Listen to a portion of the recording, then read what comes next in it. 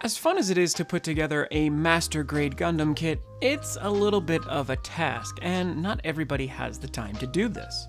Now, they're also a bit expensive, so every so often it's nice to come across something cheap, simple, and fun. Today we intend to do that with... let me pan down. This little guy is the SD Gundam EX Standard Mobile Suit RX-78-2 Gundam. This is the original Granddaddy Gundam from the original Gundam series, Mobile Suit Gundam.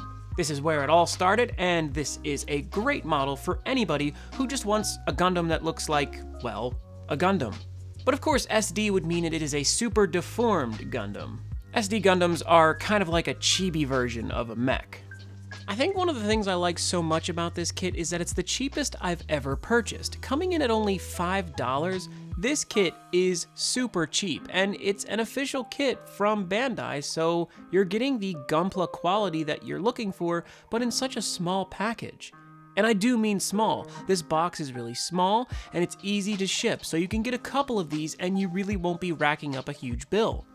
This is a perfect kit for just staying home, spending a couple minutes putting it together, and then if you really want to, just go crazy and customizing it with paints and stuff. The fact that it's only $5 means that if you screw it up, it really isn't so painful to either order another one or have to worry about fixing a part. And there's a ton of these kits of pretty much all the mobile suits that are iconic from the many different iterations of Gundam. But with all that said, let's open this thing up and check it out. Wait a minute.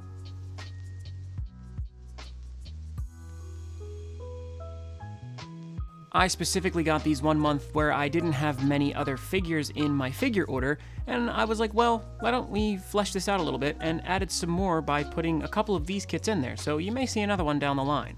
There's not a ton in here, there's really only a few runners, so let's take a look at everything now.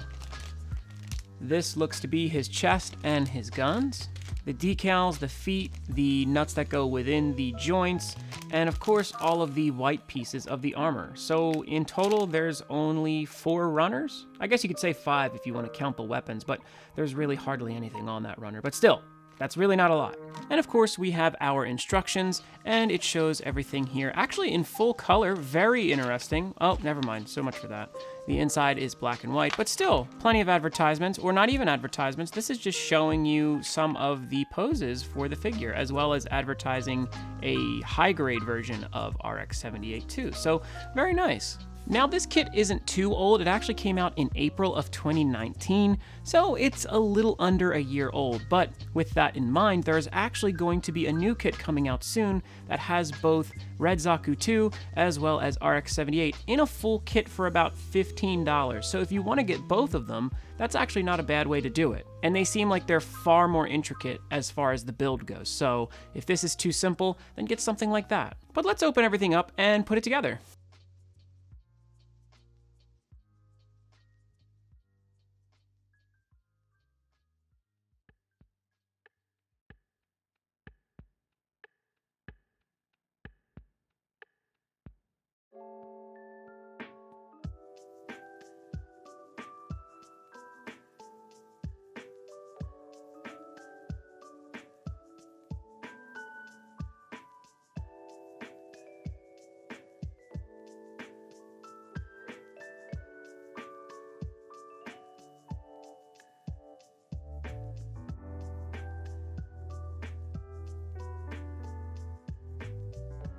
And here the little guy is after being built. One thing I'll say is that the pieces were so easy to rip off of the runners that I didn't even use my clippers, and they were actually really simple fitting, so everything locks together really well.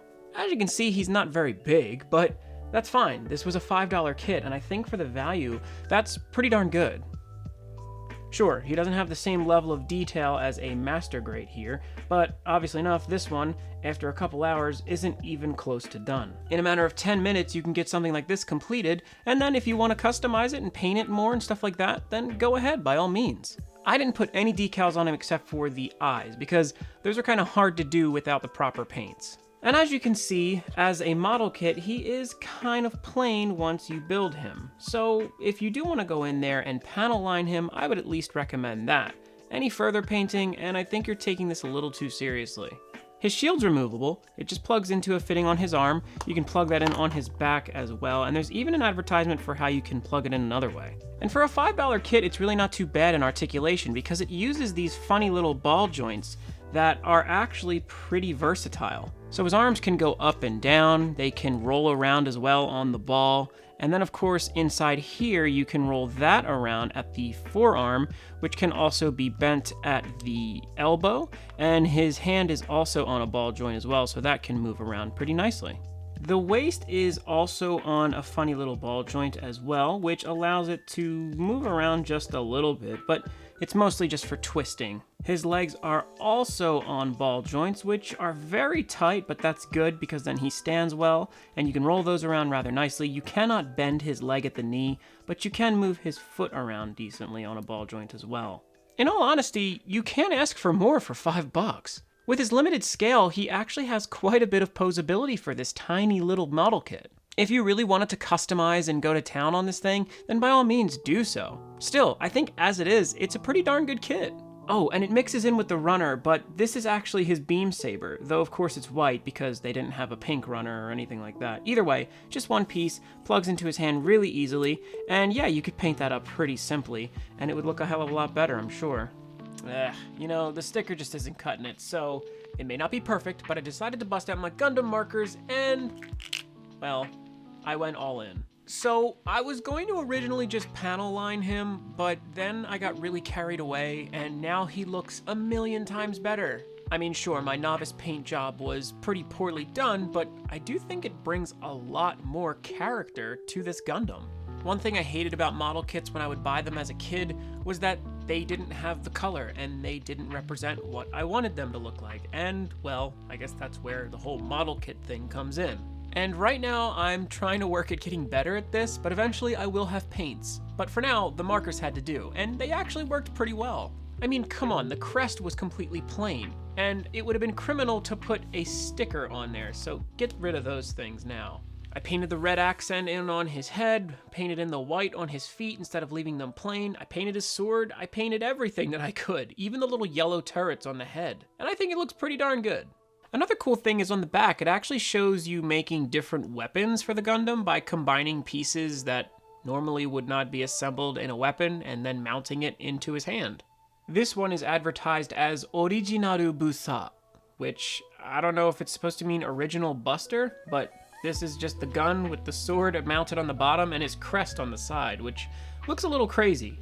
And then your Gundam doesn't have a crest, which looks very uncomfortable to me. The second one combines both the backpack and the blaster onto the shield, which creates this interesting looking gun. This one is Originaru Busa B. The first one was A, of course. And finally, if you just attach the sword into the top of the shield, leave the backpack in there, you get the C version of Originaru Busa. I mean, it's certainly interesting, though it is certainly impractical. All in all, I had a lot of fun with this kit. To be honest, I did not expect to get as much out of it from $5 as I did. You know, it's a perfect time if you're locked in to be building models, and this takes me back to my childhood, which I love, because I even did the SD Gundams back then. This kit was amazing, and for $5 you cannot beat the quality that you get. This is just the typical Gunpla quality that you're going to get out of any of their kits, and even though it is small, for $5, I gotta give this thing an 8 out of 10. There's really no flaws here. It stays together pretty decently so long as you tighten all the joints, and if you don't try to make it do anything it shouldn't be doing.